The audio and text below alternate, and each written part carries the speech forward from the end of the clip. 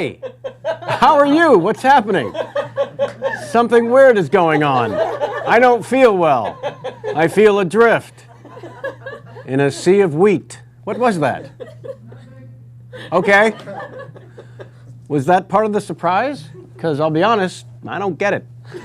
Welcome to show number 8. There I am again. Okay. As you can see, 8 weeks into this, we are still not ready. Surprises are afoot, so I think they're testing them out now. I'm not sure why. Welcome, and happy Mother's Day. First of all, let us start there. To all the moms, dads, take a seat, seriously. To all the moms, I hope this is a great day for you. Thanks for bringing us all into the world, those of you who have contributed thusly. Welcome here to the Mahalo Studios in gorgeous Santa Monica, California on this beautiful Sunday. If Mother's Day is going to be a theme today. I can feel it. It's going to come up in a lot of my questions. I trust it's going to come up from the twitter.com questions as well as the fabulous chat room where people have been gathering for hours. So I'm excited about my guests today. I should tell you, we have, once again, 2 guests. This is, I think, the only second time, it might be even the first time, because that's right, I had met John Hamm. I claimed that I'd never met him, and then he came on the show and said, yeah, we've met, you idiot. So that was fun. But this is a first. In that case, both of my guests are people that I have only met through efforts to have them on the show. My first guest, I'll do all the intros later, but it's Curt Smith, and then, of course, Felicia Day. Did I get that order correct? I have no idea, but I'm going to say yes. Yes, I did. I'm very excited to have these 2 people on, and so we'll get to that momentarily. But first, Mom, I spoke to my mother earlier today, and I was shocked to find out that she's still fucking crazy.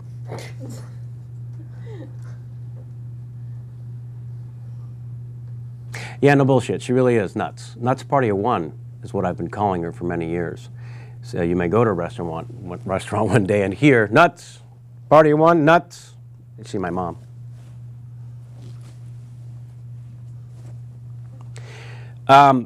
Mom is responsible for me being here in so many more ways than you think.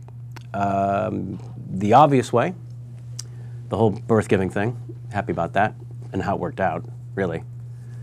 But also how I first decided that I wanted to be a funny person, which I will prove at some point during the show.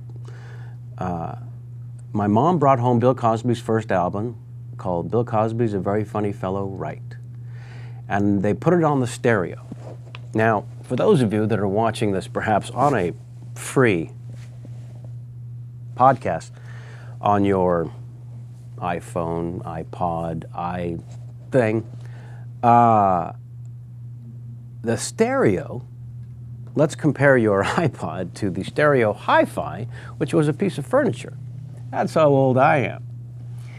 So she put the album on, and Cosby started talking from this giant piece of furniture, and I saw my parents for the first time together laughing uncontrollably. And it was as unnerving as if they were openly weeping. It was very bizarre as visuals go.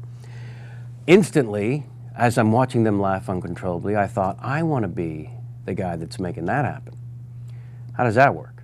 And as soon as no one was around, I put the album back on, and I listened to this damn thing over and over and over again.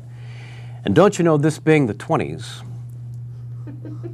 there were no games to play online or on things.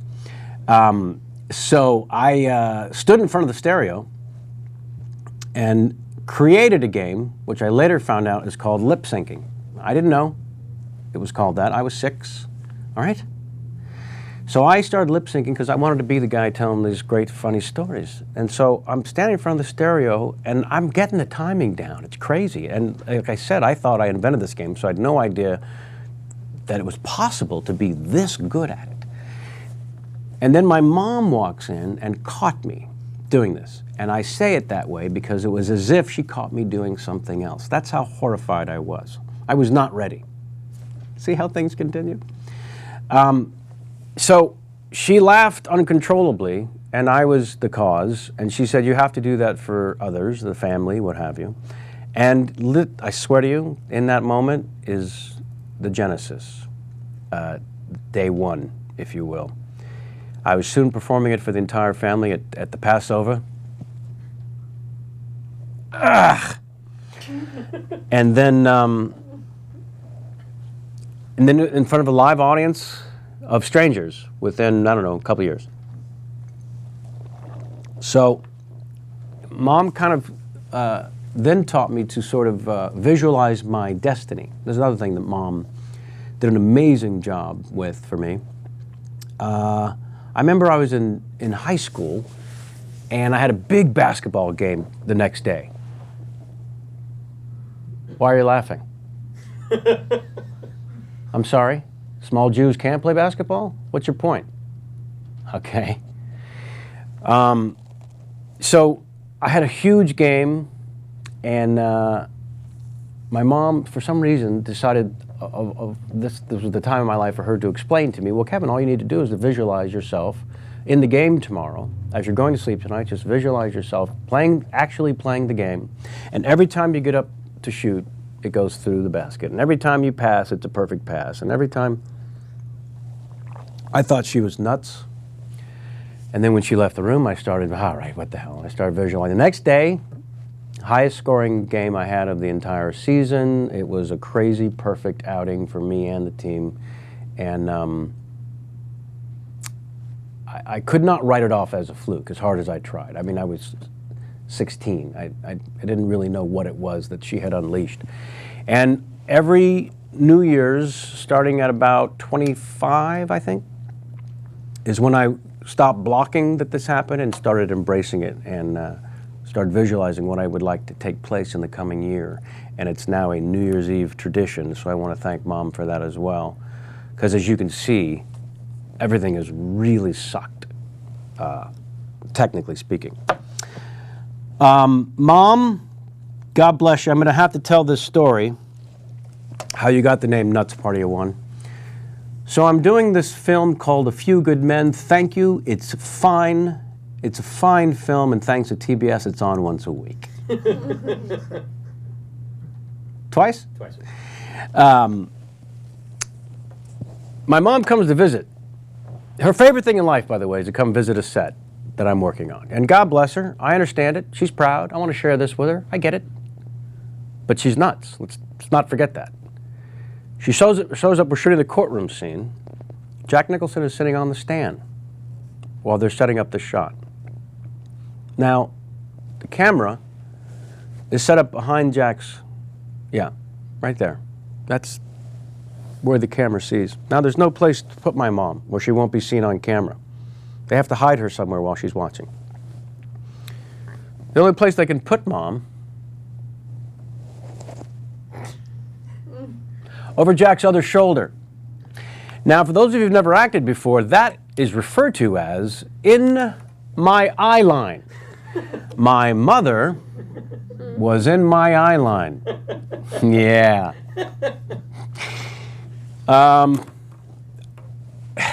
I can't possibly explain the horror that was felt. It got worse. Yeah, I'm supposed to be looking at Jack, and all I see is my mom. Couldn't be happier. So excited, buzzing, vibrating, hovering. And it gets worse because we do a couple of takes, and then they tweak the lights, and in between the next couple of takes, my mom starts hitting on Jack Nicholson. Go down the list, fellas, of nightmares. Go ahead. I'll give you a second. See if Mom hitting on Jack Nicholson in front of you is not one of them, in the top. So it gets even worse because Nicholson sees how freaked out I'm becoming, sitting there. And so he gets up from the stand and he walks, in between takes, he walks over to the table there where I'm sitting. Hey, Kev, how's it hanging? Listen, I was wondering if you could do me a favor. Yes. Was hoping you might be able to get your mom off my ass. Huh? Think you might be able to handle that? I wouldn't mind so much, but she's hitting on me. What the hell am I supposed to do? Am I supposed to take your mom back to my trailer? Is that what you want? So, Mom, thanks for that. And enjoy your day. You've certainly earned it. All right. We have a very exciting show, as I mentioned. I may have stalled as long as I... nope. I got a little shout out to Julia Kay as well. Potentially my other mom. Huh? Yeah. And it was just a note that was brought up earlier that Julia Kay is Jamie's mom, and Julia Kay likes to spend most Sundays going through the satellite or the cable. It's difficult to avoid me at this point, folks. If you have the cable or the satellite and you go around all the way on any given Sunday, you put enough inventory out there. I'm not saying any of it's any good. It's just out there. And you'll know in the house when my character no longer exists in the film, when Julia Kay comes walking out of the room she was watching the movie and says, "Oh, Kevin's been shot."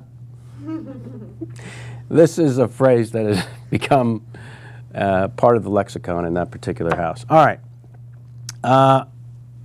I see no reason to put this off. Oh, yeah, next week we're going to do something. This is the last thing, and then I will bring my first guest out. I'm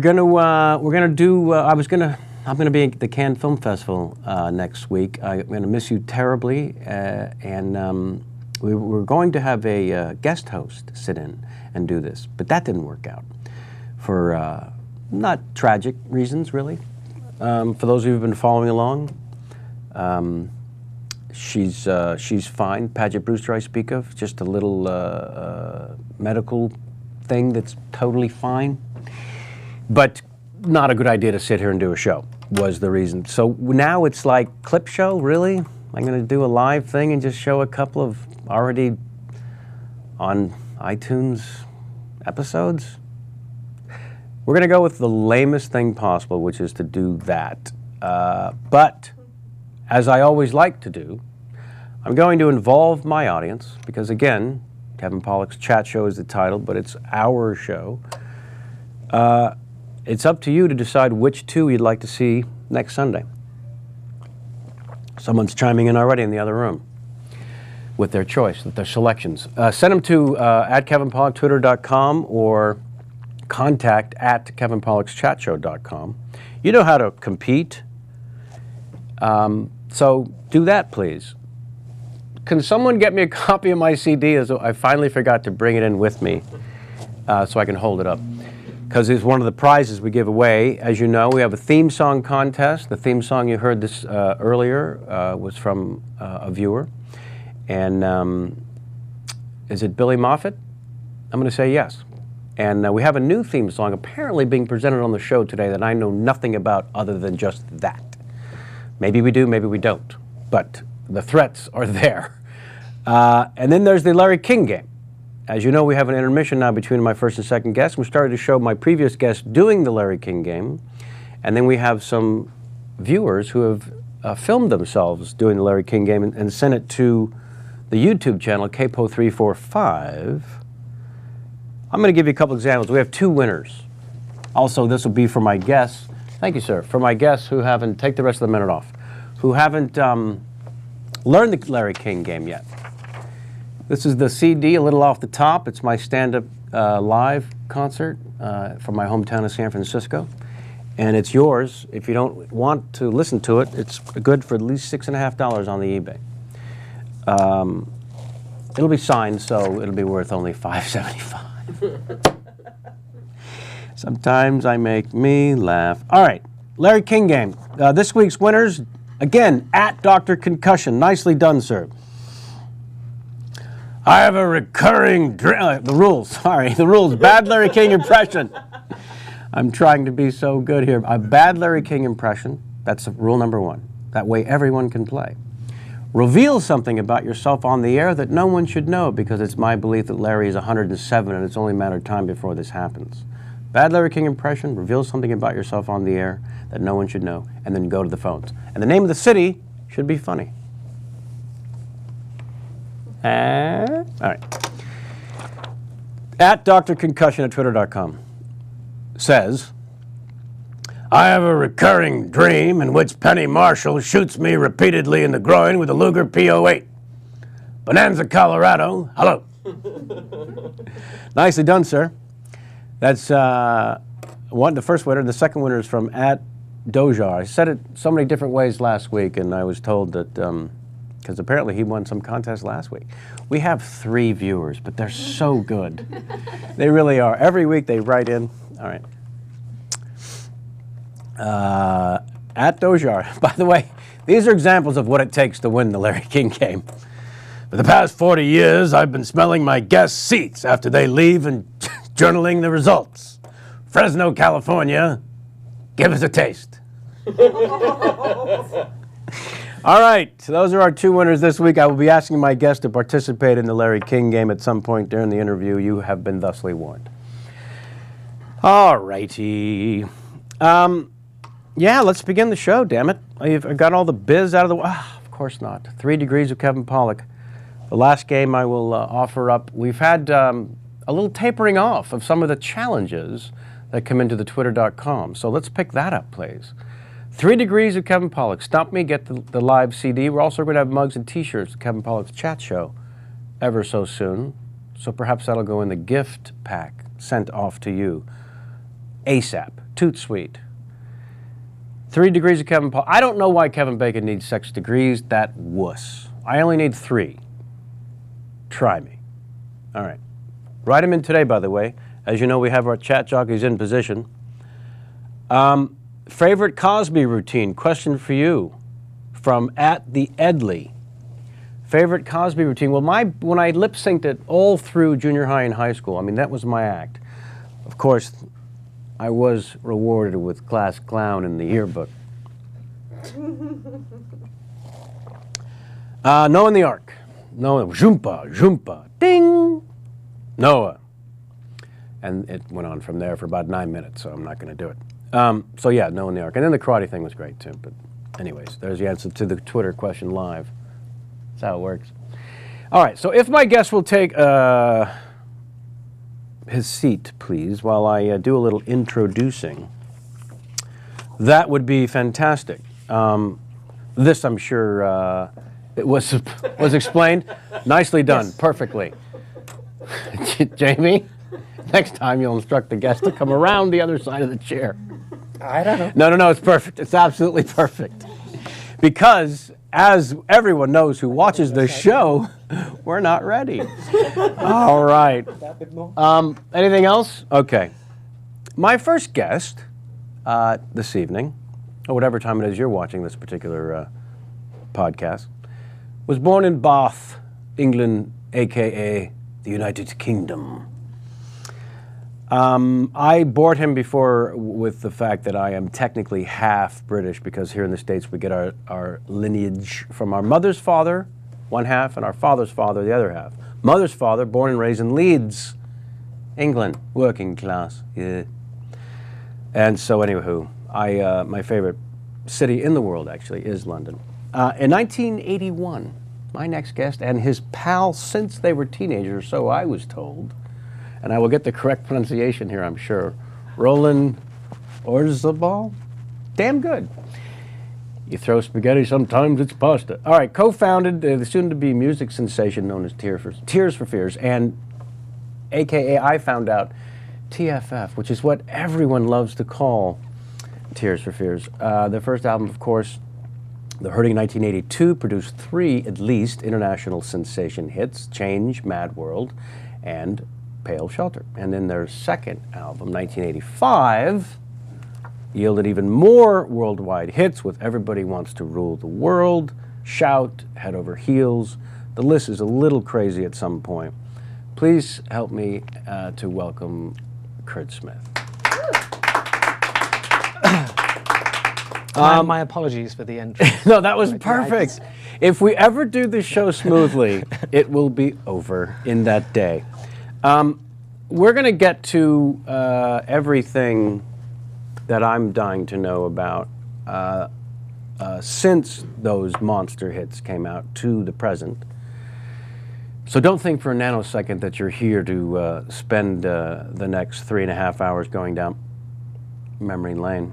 But I think we need to get a couple of biscuits and a spot of tea from those days. If you don't, Sure. if you don't mind. I'm okay with that. Okay, good. Did you guys, in fact, know each other since you were teenagers? We were 13 when we had our first band. That would technically be the first year I was a teenager. So this your first band? Our first band, yeah. Called? When we were 13, I think it was called Ducks with a Z at the end, which Why? is, highly Why? creative. No, why? No clue. No. We were 13, anything that was written strangely. Beatles, ducks. Yeah. Penguins. Nice. Nicely done, sir. Yes. And then we went on, we had another band called Graduate, but since we were 13, so we've been playing a while. So you guys were in Graduate together as well? Yes, yeah. And how did Graduate end and Tears for Fears begin? Let's just start there. Well, we were, 17 when we formed Graduate. We signed a record deal when we were 18. As Graduate? As Graduate. Had a #1 hit in Spain. What? Yeah, as Graduate. Why Spain? Don't know. They obviously had a thing for younger kids playing ska music at that point in time. Oh, nice. But and did you have a lisp with the? No, we did a lot of dancing and jet, that stuff. Ah, cool. Then we got too old for that. You got too old. Yeah, I mean that's actually where I was when John Lennon was killed. I was in Madrid, and that was when we'd had our hit. Was actually at that point in time, and then the other guys in the band decided they really wanted the way to become successful was to tour and tour and tour and tour. And it was that early in our life we discovered we were just a couple of lazy bastards and didn't really want to do that. Yeah. So that's where all the money is. Why would you want to do that? Exactly. What we actually wanted to do was make records, because basically music had changed a bit in that point in time where the production quality had gotten so much better because of the advent of synths and drum machines and technology, basically, that you didn't actually need a band. Right.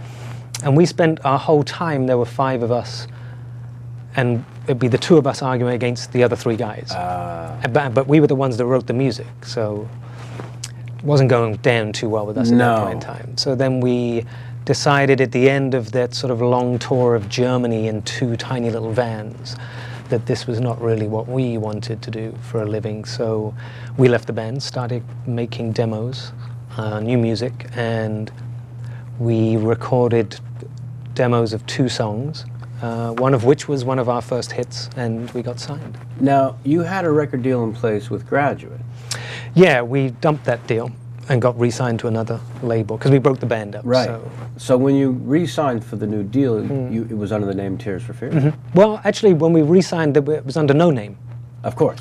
Because we hadn't decided what we were going to be called at that point in time. Well, pretty great, though, that the label wanted to sign you, even though... Just on hearing 2 songs, and they wanted to release them as we'd recorded them. Those 2 songs, of course, are... Well, they were actually Pale Shelter and a track called Suffer the Children, really? Which was also on The Hurting. And they signed us. We actually had no name at that point in time, but then we had to think up one because the record was coming out, This is what the moment that I've been looking forward to. Which is? Where the hell did Tears for Fears come from? How long have you got? As a name. You've got 42 minutes. Go. Okay. Book. Both Roland and I at that point in time were very into psychology. It was like college age. That's what we were at that point in time. Sure. Huge fans of a guy called Arthur Janov. I don't know if you've ever heard of him, but he wrote... Janov? Yeah. Please. Janov. Art, as I like to call him. He wrote a book called The Primal Scream. Oh, nice. Which actually John Lennon was a follower of for quite a while as well. And he also wrote this other book called The Prisoners of Pain. It's kind of simple psychology, You are the way you are because your parents screwed you up. That's unfounded. At that point in time, it was new. At that point in time, it was news to me. So your parents had something to do with who you are? Nonsense. Yeah. And crazy talk. It was actually, I'm trying to keep this as short as I can, but it was actually a chapter about children's nightmares and why children had nightmares. and they invented monsters because they couldn't admit to themselves. It's much safer than admitting who they're really scared of, which in most cases are their parents or can be their teachers or specifically their father. Yes, a lot of the time. So monsters are better. Monsters, in a weird way, are safer for them. Sure. And it was just putting forward the theory. Write this shit down, buddy. Yeah, this is pretty good stuff. It was putting forward the theory that if children were allowed to be more natural and nurtured more, Yes. And one of the things that would allow kids to be more natural would be that if when they cried they were allowed to, as opposed to told, shut up. Would you please stop doing that? Right. Because they're crying for a reason. Sure. Let them get it out. And so it became Tears as a replacement for Fears, Tears for Fears. And very long name, isn't it? No, that's long, fantastic. That's really. We put a bit too much thought into it, I think. Well, to be honest, Of course, the with main you, reason we chose it was because it rhymed. But No, see, I was afraid you were going to say that. No. I think that's wildly more interesting than we were drunk one night and went out for a few more pints around the corner. well, and also somebody because was crying and what are you afraid of? And there we are. no, it wasn't that. No, and it went because we knew our first album was going to be called The Hurting at that point in time, and that whole album deals with those kind of issues of childhood and everything else. So it was kind of a concept album to a certain degree, and the name went with it. So you were both very much into this study of psychology at that point, and it Yeah. influenced the entire album, perhaps. Well, it's influenced probably our work throughout the years, I would think. But I mean, moved on from just primal theory, I mean, to other things, and then getting into astrology and different things throughout the years. But things you think about. Searching for answers? Human nature. Yeah, I mean, I think so. Or yeah, I mean, I think that's what songwriting is most of the time, trying to work something out. Right. Certainly, that's how I view it. Yeah, and well, it should be cathartic. Yeah. You should get something out of the process. Well, that's the point. Otherwise, I mean, for me, there'd be no reason to do it. Yeah. I mean, we've never written a song that's called "I Love You" or anything like. I mean, we're not those kind of people there. Or buy this. Yeah, we're just exactly. But we normally have something to say, and whether people want to listen to it or even understand what the hell it is we're saying doesn't matter. Yeah. To be honest. They just like the music. That's Yeah. fine. Yeah. However they interpret it. Exactly. It's an art. Yeah. So, from that moment when when the Hurting comes out, those early days are often to me the most exciting when you see the story told. Not if you're in it most of the time. So that's what I want to know. Yeah. When you're in it, like I've been asked, when you were shooting so and so film, Usual Suspects, it seems to come up more than not. Did you guys know that you had this? No, because Nostradamus wasn't working on the film that day. Well, no, and also I don't think you have any clue.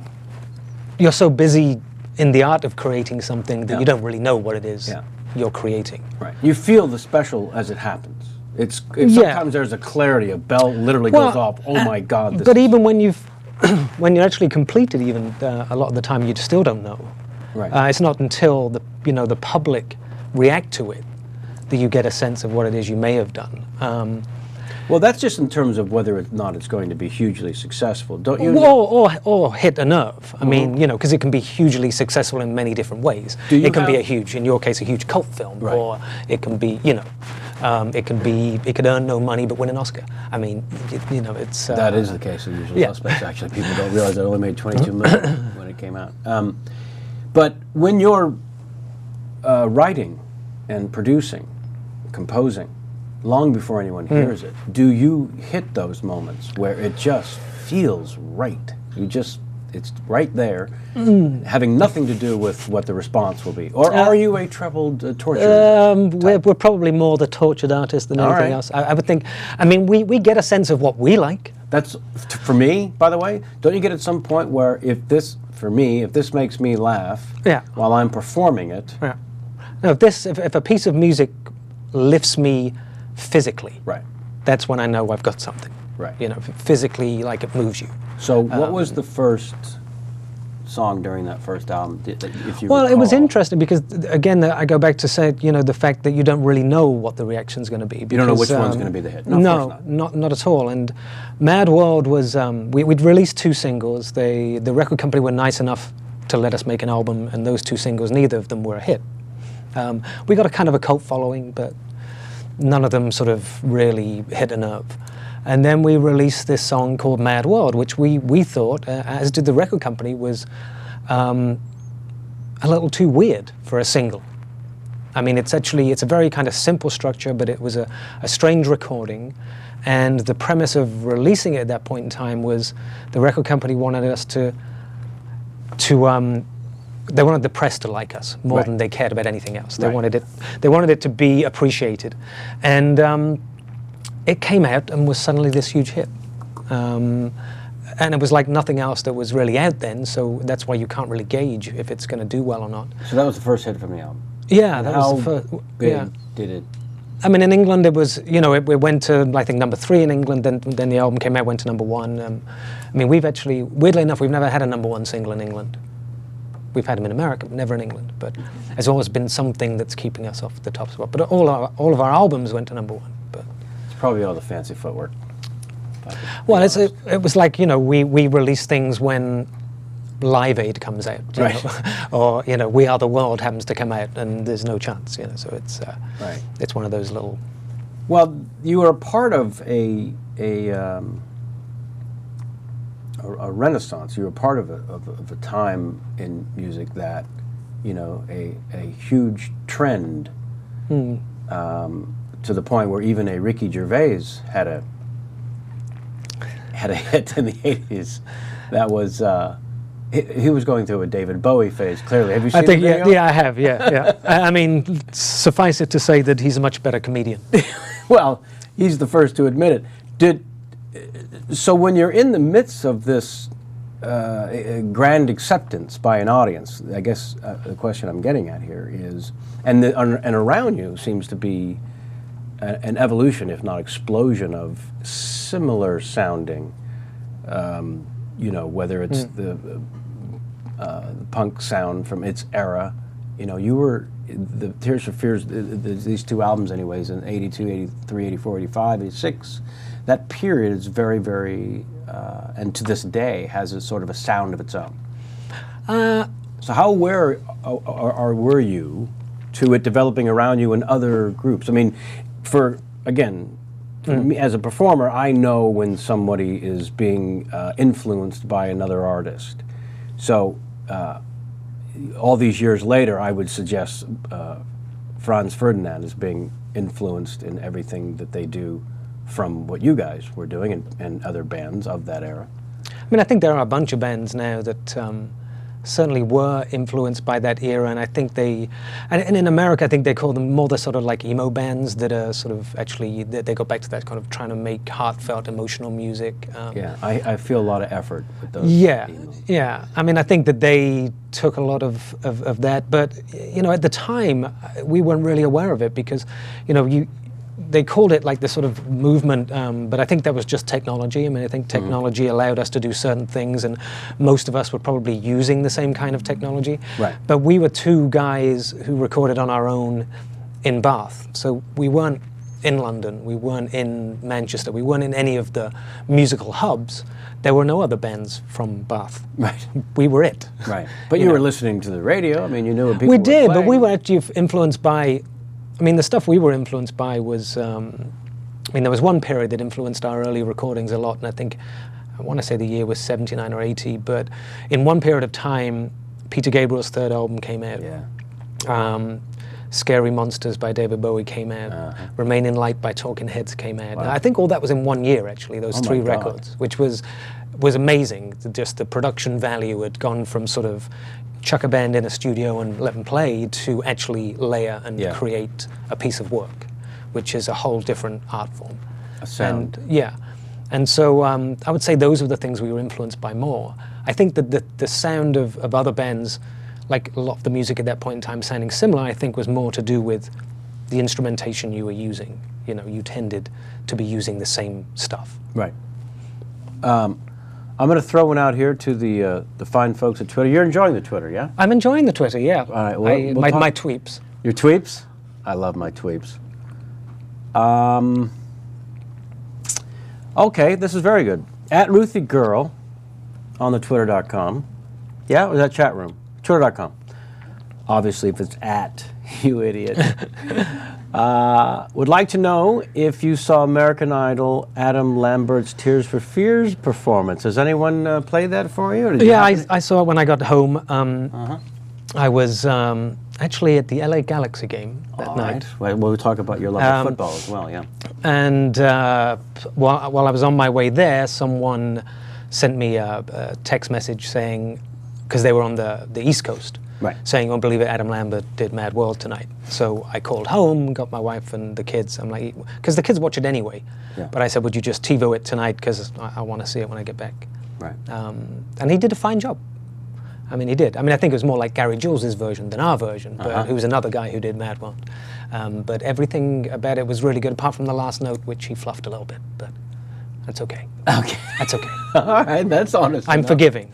Yeah, but clearly. If you can only fluff one note, and the fact that the lyrics got a bit upside down, and I don't know if that was intentional or he forgot them. But yeah, that's always a possibility, isn't it?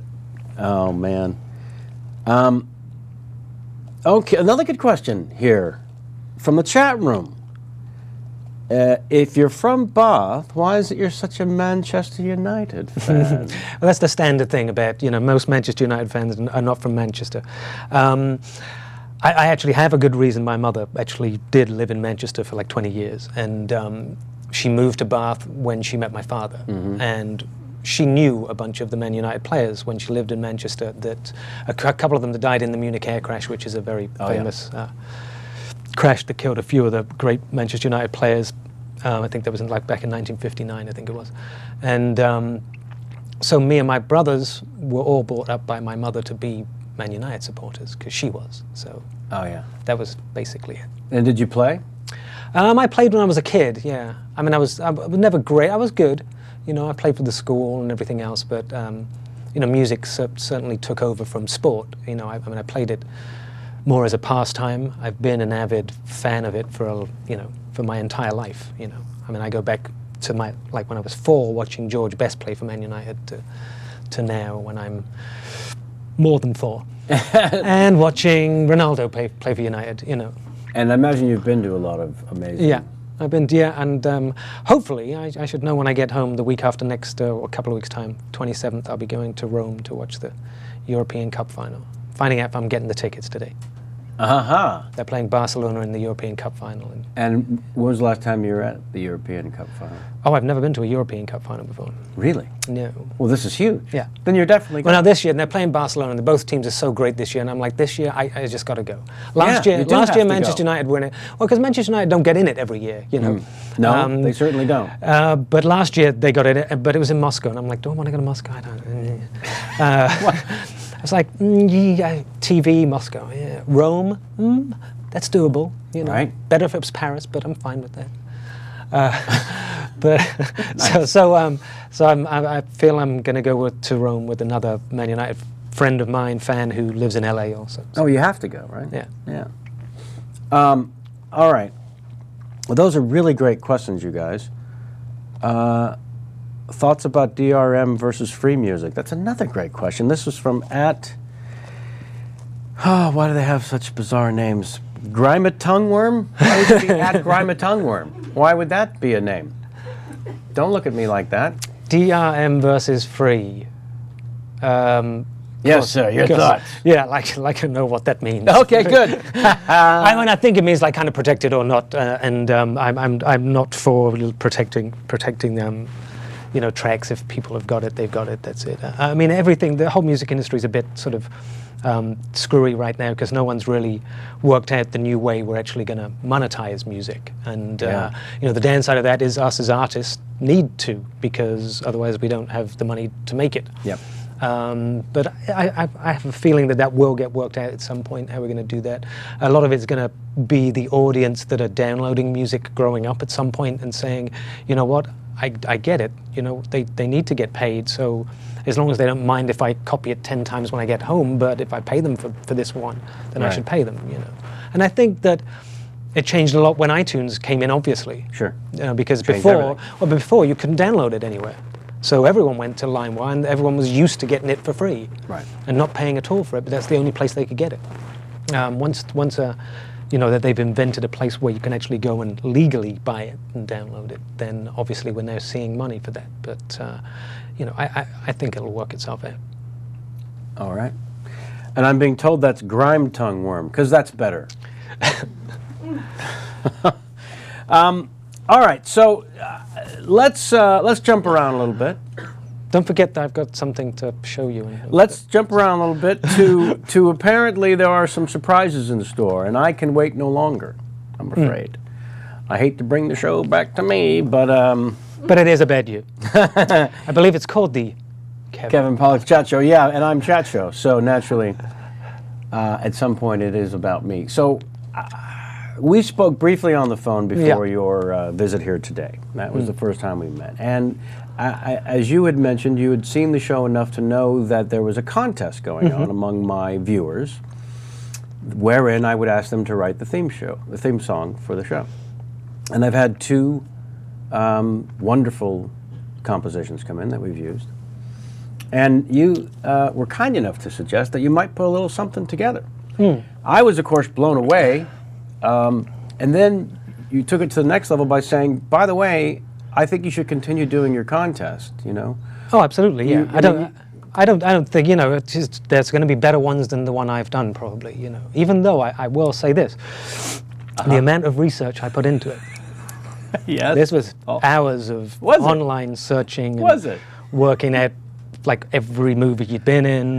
Really? What you played, Cupid you played at one point, apparently. Twice. I even learned that you were actually in an episode of Shark directed by a friend of mine.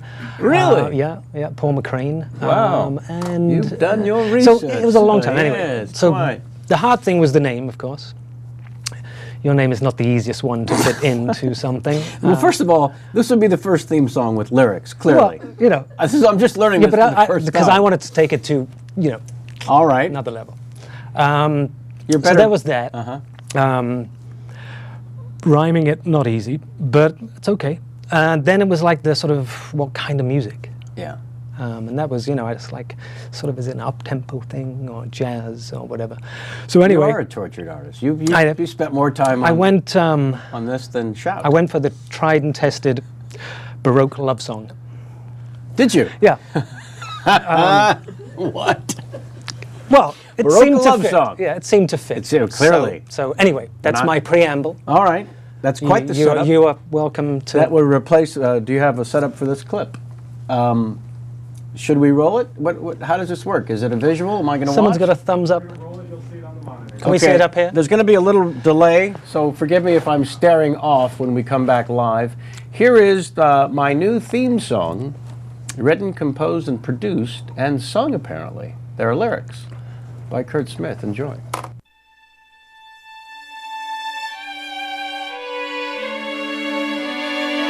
He's all of the rainbows, but none of the rain. He's dry, but he's an alcoholic.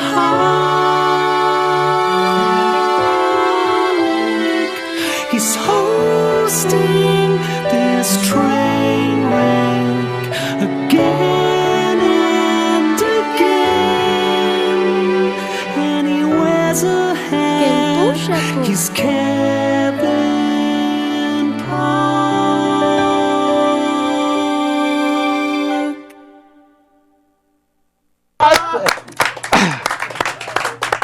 Oh my God! That did take some doing. Days of research. Nice. Days, hours and hours and hours. Nice work, sir.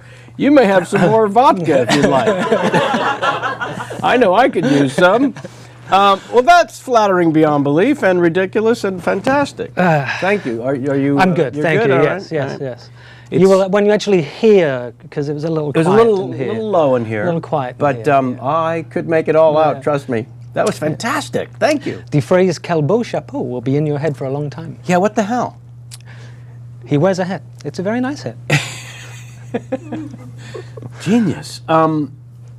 You don't know how to follow that now, do you? Right? I'm You're lost. absolutely dumbfounded. Yes, clearly. I'm sorry it's so damn transparent.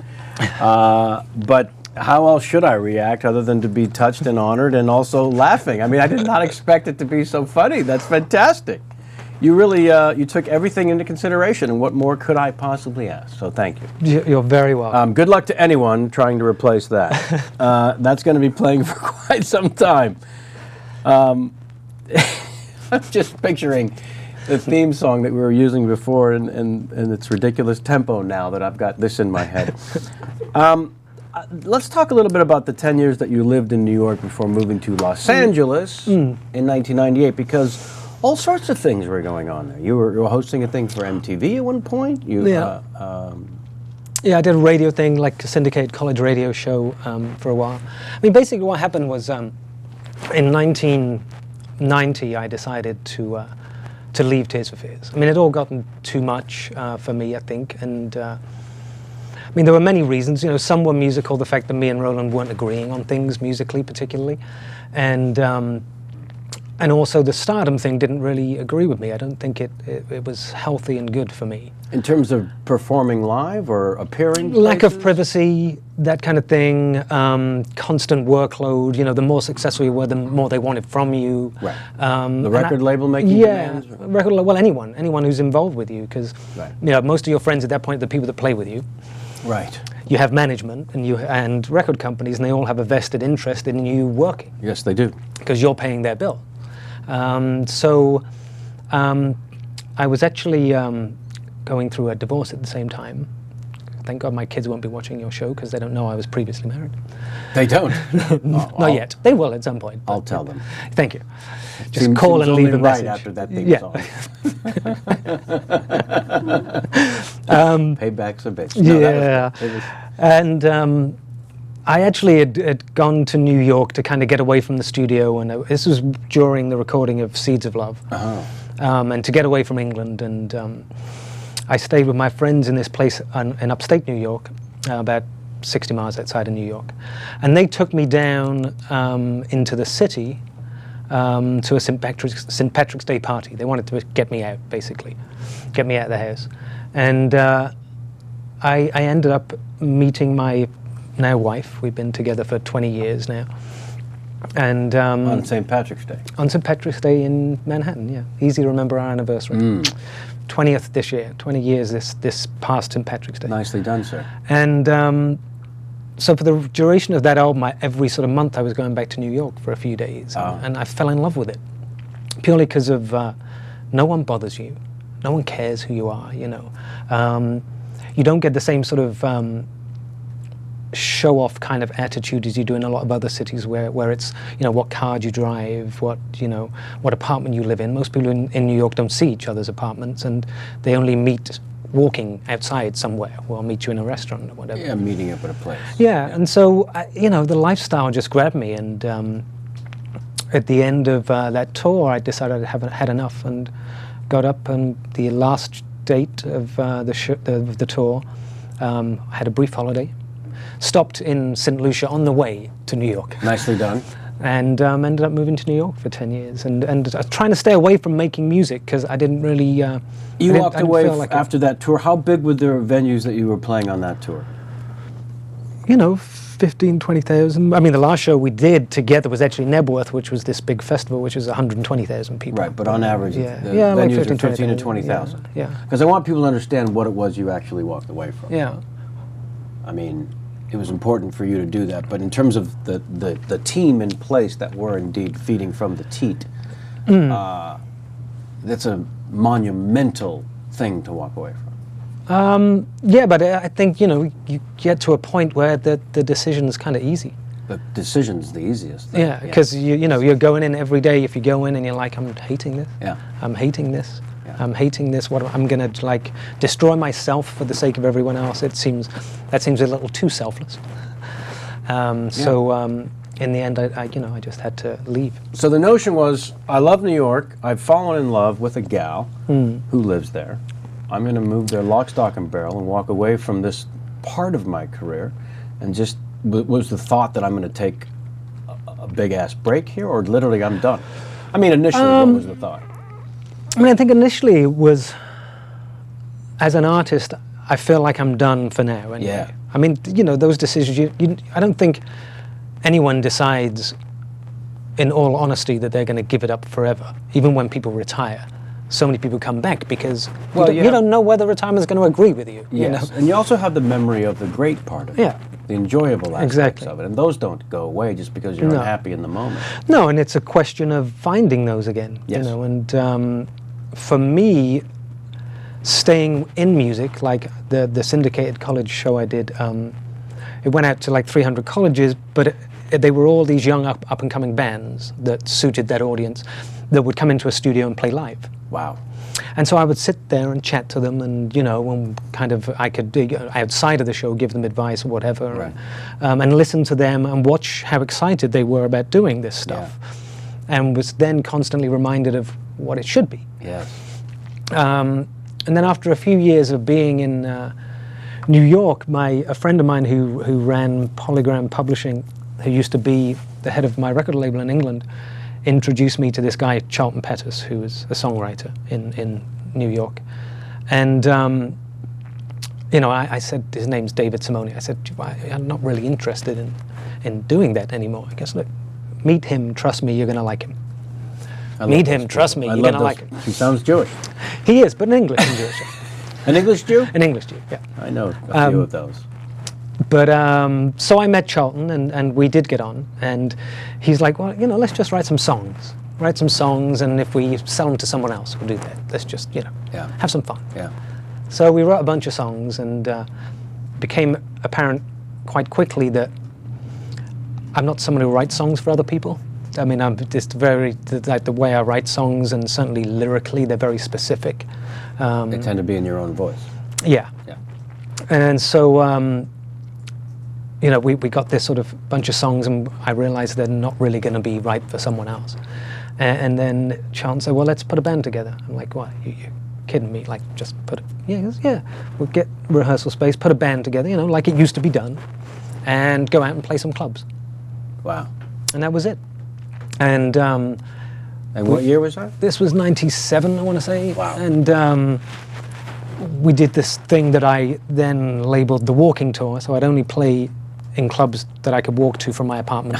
I love that, the walking tour. So, that's you know, fantastic. every week we played, you know, whether it be, I mean, these are clubs in downtown Manhattan, like Brownies or Mercury Lounge or whatever. A couple They're hundred all- people at most. Yeah, basically. And CBGBs even, Sure. you know, and we'd just walk, play, walk home, you know, have dinner beforehand. And it was great, you know, Yeah. and then suddenly I'm like, well, I realized that, you know, first and foremost, I think I am a singer and musician. Right. That's what I like doing the most. As an artist. Yeah.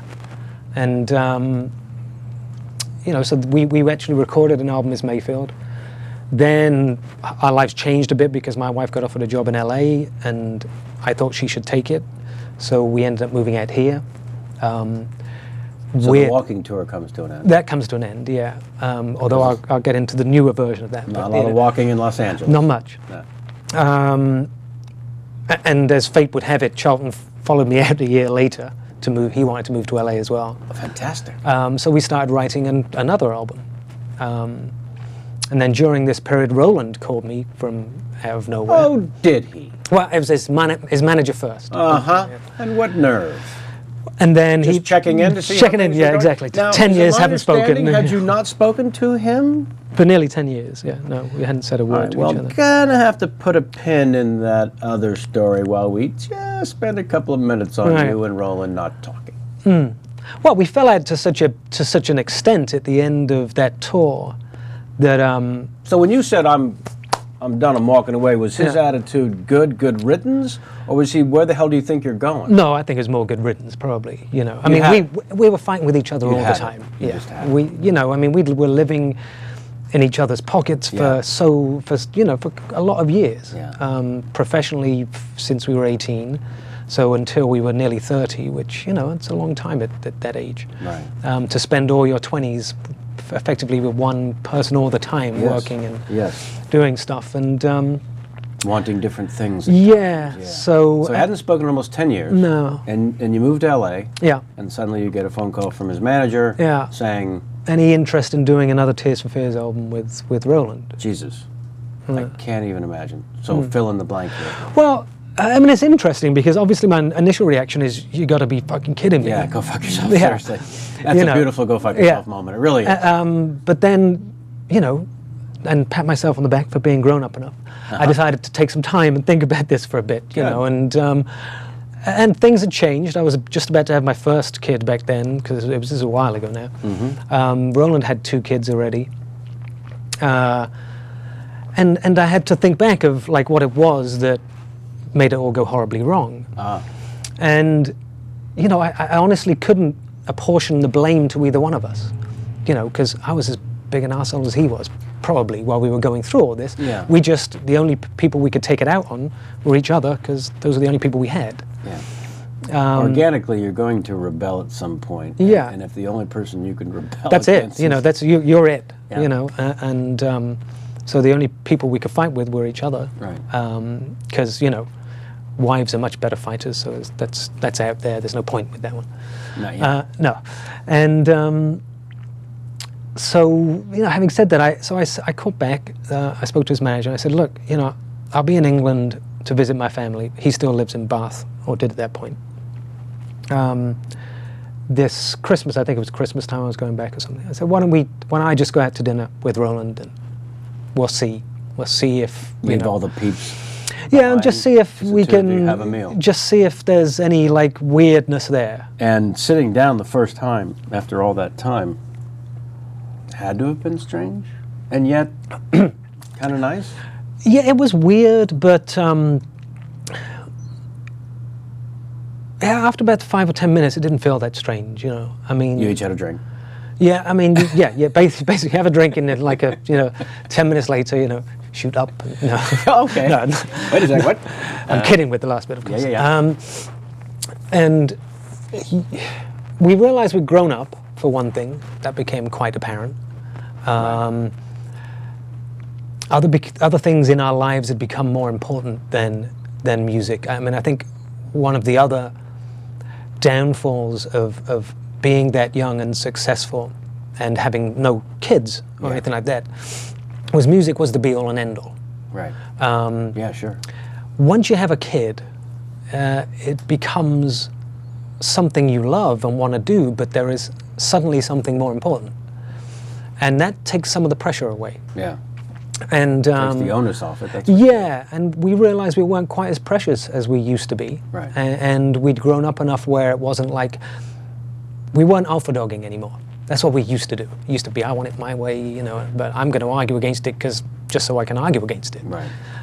Because one of us has got to be the boss. Right. But we're way past that now. We've gotten too old for that. And so it seemed fine. And so the next step was, let's go in and try and write something and see if any good music comes out. Right. And we did, and we went in, we wrote this track called Closest Thing to Heaven, which I still love to this day. It's a great song. And it was like, oh, that's what it sounds like when we work together. You know, because it's interesting, because the work we do as solo artists is so different to Tears for Fears. And what happens with the sound of Tears for Fears is we get into a studio, the Tears for Fears sound is all the stuff we can agree on. Wow. So, you know, when we're sort of doing stuff on our own, we can be completely self-indulgent. We don't have to agree with anyone, you know. It's like, I'll do it the way I want to do it. As you should. Whereas if we're in a solo studio together, it's like, well, I don't really like that. Yeah. So, okay, we won't do that then. How about this? Yeah, I kind of like that. So it's all the things you can agree on, suddenly building that, and that's where the sound of Tears for Fears comes from, basically. But interesting that we discovered that so late in life. Yes, that, yes. You know. And is there in fact a CD? No, you guys actually went on We a did, tour yes, called together. Everybody Loves a Happy Ending, of course. In 2004 you toured with them. Yeah, right? exactly. Came out in 2004 and we went on tour. Right. There, we were on tour like on and off for, I mean, very on and off for about a year, promoting it and playing and around sort of America and Europe. How many dates did you do in total? Well, it wasn't tons, because Right. basically I have a rule where I won't be away from my kids for more than 2 weeks, so it had to be arranged where every 2 weeks I'd come home for a bit, or the kids would come and join me if we were in Europe, because that made that's more nice. sense. So, you know, I think touring in one stretch 4 weeks is about as much as we manage. Then we need a break for a bit. then we can go do it again. Right. You know, we realize we have a finite attention span when it comes to touring, and ours is somewhere in the 4-week range when we start climbing the walls and going, get me out of this hellhole. I want to go home. And was it just about, let's just play the new stuff and give them a little bit of the original? Basically, that's what we did. We gave them, you know, the stuff, the hits, balance. the hits. Yeah. Primarily, I mean, the hits we've done in the past, and a whole bunch of new stuff. The thing about some of these hits is they find not only a new audience, but they find new purpose. If I may, this film that I mentioned, I'm going to the Cannes Film Festival with tomorrow morning. It uses Everybody Wants to Rule the World in a middleman. You must have, someone in your camp came across this because they paid somebody. They must have done, yeah. Yeah. Record companies, if it's a master. Oh, yeah? Yeah. Is that how that works? Yeah. Oh, really? Well, we don't own the masters. I mean, when they pay the record companies consequently pay us. Has to. But the master is an agreement between the film and the record company. Right. So it doesn't normally come, we normally find out about these things afterwards. You know, when suddenly, or in the case of, what was the, was it an Adam Sandler film that used everybody as well? It was, oh no, Click, was that one? Yes. Click, is it Well, called and Dennis Click? Miller's talk show had Yeah, a theme yeah, song. but I find out afterwards, you know. We went to see Click, and it came on, and I was like, oh, my kids are going, Dad. See, because I always heard that, you know, I hear filmmakers say, and maybe in those cases the filmmaker did reach out to the artist and say, I'd like to use your song. Yeah. Now it makes total sense that they would just go to the label who owns the They owns the masters. They've Yeah. still got to get an okay from the publishers, but we normally, which comes to us, but we normally just So that say might be yes. it. Yeah. Right. We normally, you know, you normally say yes. I mean, sometimes you don't realize what it's for. You just look at the amount of money they're paying. Well, and you go, okay. sometimes I think it's just those first couple of notes. Diddle-diddle-diddle. Yeah, that people just say, it just hooks you right into whatever the visual is. They're so powerful. And so is that a great moment for you, though? I mean, them going to the, you know, record label for the master, thumbs up or not, but just seeing it used in movies and Definitely, seeing stuff used in movies is always great. You know, certainly, like, getting involved. I mean, for me personally, I would love to actually start doing more film stuff, because the way I'm writing more now, it's actually more filmic anyway. I noticed that in the theme song. Yeah, as you can tell. It's very Baroque good. love song. You know, fits the mood. It does. I think that was a bit of an audition, is what I think. Well, you know, just throw my hat in the ring, as you like to say. My directorial debut is coming up, by the way. Interesting, the timing. It's weird how things work out. This could be the start of a beautiful friendship. And I brought a copy of the script for my next There guest. you This is go. really going to be a big day for me. What was your question again? You didn't sidetrack me. Oh yes, using music. Yeah, I mean, to be honest, what is sound. interesting? It's a sound that people want to be in their artistic endeavor. Yeah, That's the I mean, part that I wonder about. I that they do like want. that. What to be honest, and strangely enough, I actually generally appreciate other people doing our songs more than that. Oh, more really? than hearing my own. Cover. Because I've heard my own stuff, you know, a bazillion times. That's now. good to know. So hearing like Adam Lambert sing, Right. or Gary Jules, who did Mad World, you know, a while ago, a couple of years, was a big #1 hit in England. You know, one of our songs was #1 in England, just not for us. That's not weird. Yeah, That's completely weird. Well, I mean, it's very typically English, because, you know, I mean, if you know the lyrics to Mad World, it's not exactly the most cheerful song. No, it isn't. And it was the Christmas #1 in England. That's the English mentality. Really? It was a Christmas #1. It was a huge, sold over 1 million copies. It was ridiculous. When I think of Christmas, You think of Mad World, I don't think you? of Mad World. Yeah. It all makes sense Yeah. now. But yeah, so I do. I mean, I appreciate other people's, you know, doing our music. I do appreciate other people using it also. But. Right. I mean, there's a thing among stand-up comedians where, I mean, I had to work with a screenwriter before I realized, from the screenwriter's perspective, by the way, this being the Academy Award-winning writer of The Usual Suspects, who sat in that chair 5 weeks ago, it's not important. He used a line from something, and I said, I know that. And he said, yeah, I took it from something. What do you mean you took it from? It's in your script. Yes. Writers do that all the time. What's your problem? Well, comedians never do that. You don't. You can't use steal someone else's line. joke. No. Yeah, and he said, well, it's not the kind of, it's not a line of dialogue. It's a reference to something that I'm making here. And I said, no, you're lifting You a stole. line from another piece of literature. It may be just another screenplay, but it's still literature. And how can you do that? And he was fine with it and said that all writers were. So Maybe it's a compliment. an homage. I mean, an homage, if you will, yeah. That's the way you get away with it. It's an homage. Yeah, but I mean, the script is so long, to steal a line, Well, that was his reasoning, actually. to steal a line and put it in a song that only has like 20 lines, it's a different thing. 1/20th of the entire content of that lyric is yours. Yeah. Let's not forget that part. Yeah. Okay. There is a rumor that you're lethal at Scrabble. Can we talk just for 9 seconds about?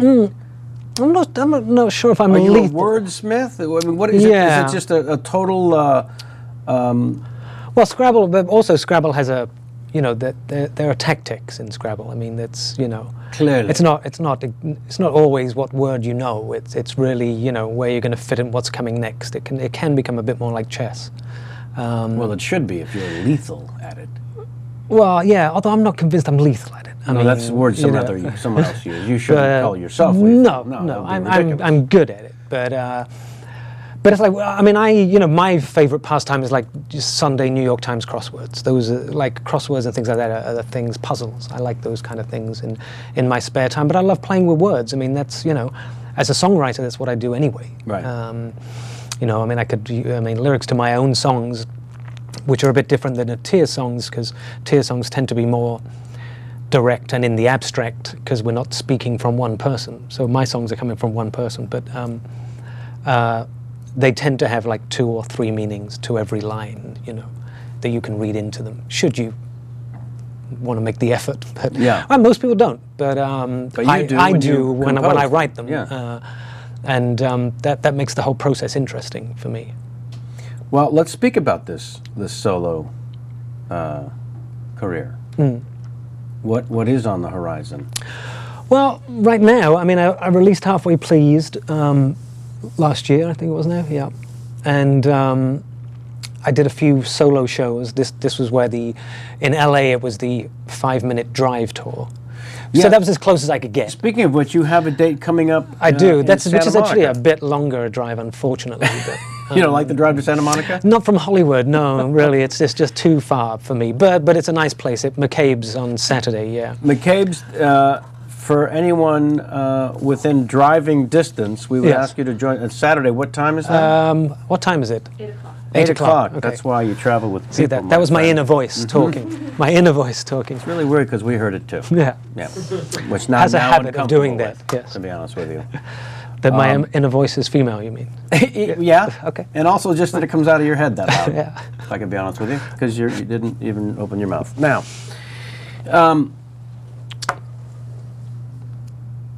I heard claims also that you make the best coffee in Los Angeles. I'm gonna let that go because I know that is such a personal taste thing. We struggle with the Starbucks versus the coffee and tea. Coffee bean? Yeah, and coffee tea, bean and tea leaf. Yeah. And People I swear think, by Pete's, but when you've got the home machine and the home rig, yeah, I swear by mine. but now it's over all about the those. beans. Yeah, it's always about the beans Isn't and how freshly you grind them. Well, I grind. You don't want to buy them already ground. Oh, God. You got to grind them just before you make the coffee. That's what my machine does as well. But where are you getting your beans? Actually, mine come from the place where I bought the machine, Pasquini, but they're actually from Italy, the beans themselves. You're getting a nod from Felicia Day. She's very happy about those beans. Yeah. Yeah. Yum, yum. How did you find out about these beans? 'Cause I'm a coffee freak, so Well, Pasquini is this company. My wife basically, I mean, I don't drink tons of coffee during the day. I definitely have to have it first thing in the morning and wake up with it. And I do like good, we actually go to Italy a lot because my wife's sister lives there. So we normally go there every year to Tuscany. So I'm big into Italian coffee specifically and the way they make it. And so my wife researched for a birthday gift for me to find a machine that would make that coffee. Ooh. And there's a company, and he is Italian. He moved here about 20 years ago. His name is Mr. Pasquini. Pasquini. And he makes these machines. He makes only one for the home. The rest are big ones he Giant. makes for restaurants and Right. things. Where do we get the Pasquini? beans? Pasquini company is down on Wilshire, towards downtown in LA, in Los Angeles. You just look up Pasquini. It's actually, I think it's Pasquini.com. Yeah, I think that's it. Yeah. There it is. Pasquini. Shall I charge commission now? Maybe they'll give me some free beans. If you don't get a bushel or a bag, A bushel of beans. am I getting a tweet 5 from Mr. Smith? What's happening, people? Rustling of feathers. I'm scrolling. I'm looking. Is this it from Martha_S? Martha Stewart? Yes, Martha Stewart. Nope. Are you a fan of Flight of the Conchords by any chance? I don't know why I re-explain this every week. But we have What it is, you mean? We have our own Mel. Okay. If you watch Yes, the show. yes, I do.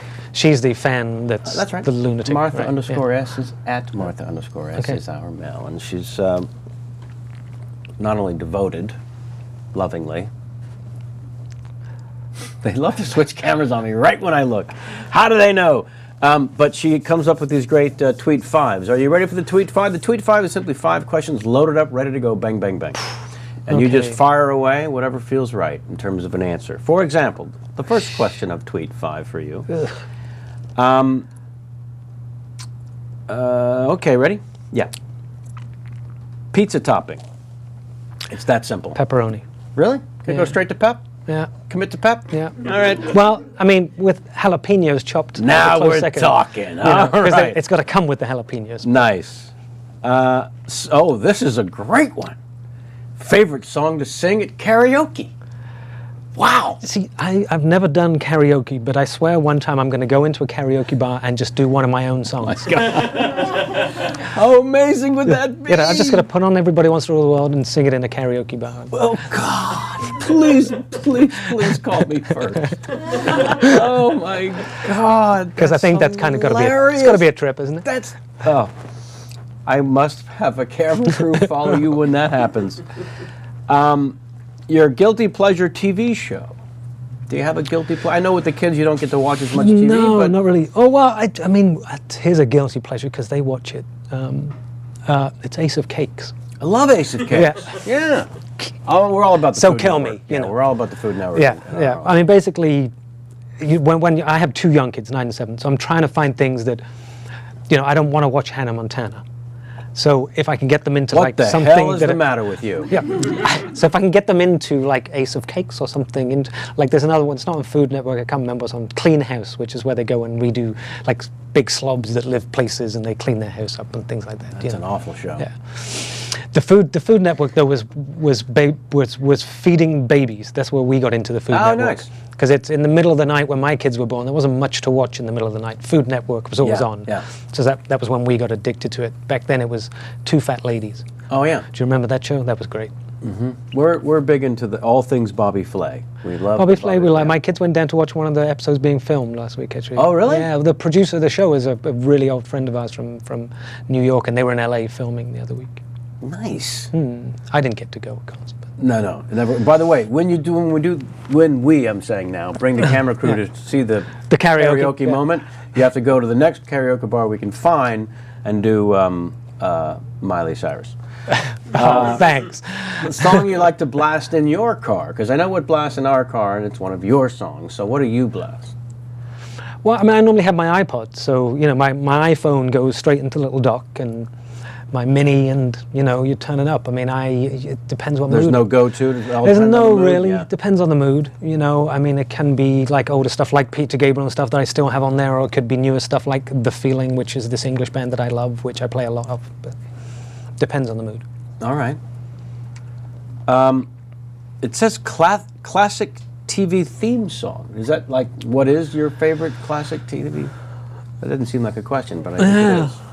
Did you have one growing up, or? I'm trying to remember the first 2 that would come to mind, and of course it would be Cheers or Friends. You know, I don't know why, but Interesting. Or Seinfeld would definitely come up, but there's nothing in there apart from the burp, burp, burp, burp, burp, burp.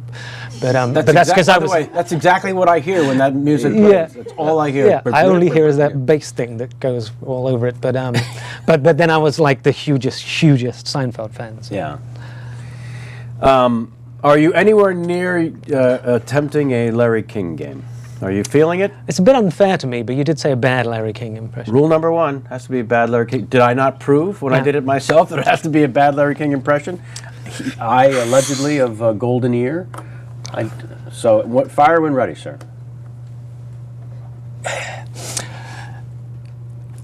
This morning I woke up with the worst jock itch. Sac City, Iowa. You're on the air. Sac City, Iowa!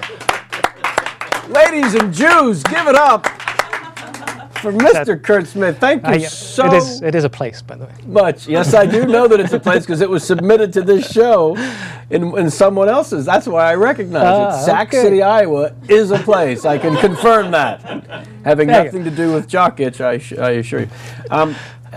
Will you come back? I mean, it may not seem like it to you, but you've been here an hour. Yeah, and I can't thank you enough. I really can't. But I feel as though we've scratched, and I would like to dig. So will you come back? Absolutely. Oh, God bless. I'm here. And I can't thank you You know, enough if you move closer to Hollywood Hills. for my new theme. Yeah. Thank you so much for my new theme you're song, welcome. and I dare my audience to find a replacement. The contest will continue as we discussed, as it should, because this isn't my show; it's everyone's show. So, but I do want to thank you very much for being here. I look forward to seeing you again ASAP. My deepest thanks to Curt Smith for joining us.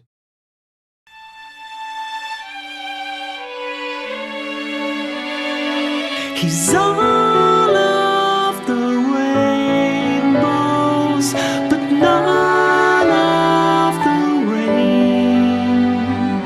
He's dry, but he's an alcoholic. He's hosting this train wreck again and again. And he wears a hat he's kept